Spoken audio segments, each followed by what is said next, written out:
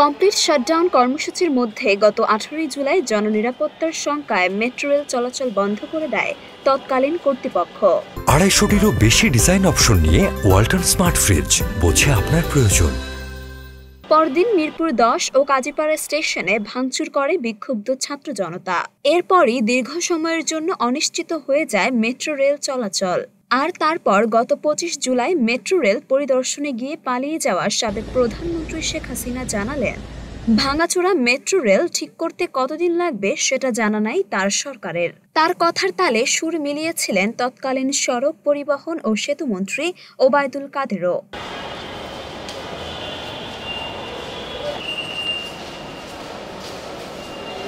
তারপর কেটেছে অনেকটা সময়।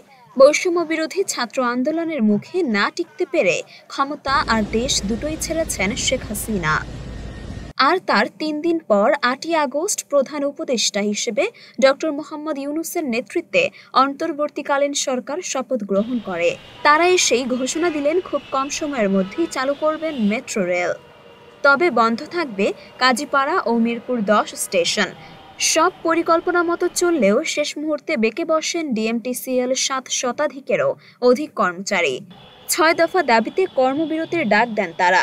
দাবি মেনে নিয়ে কাজে ফিরলেও ১৭ই আগস্ট আর চালু করা গেল না মেট্রো।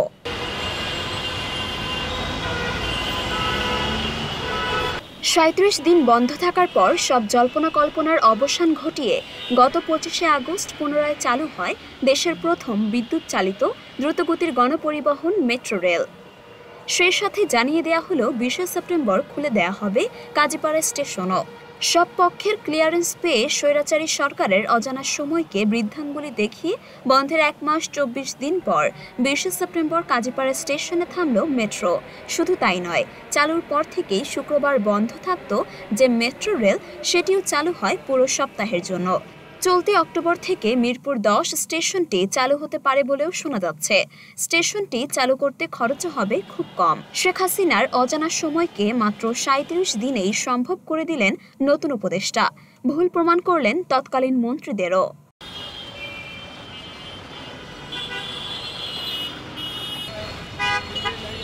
মরিয়ম মিম, ঢাকা পোস্ট।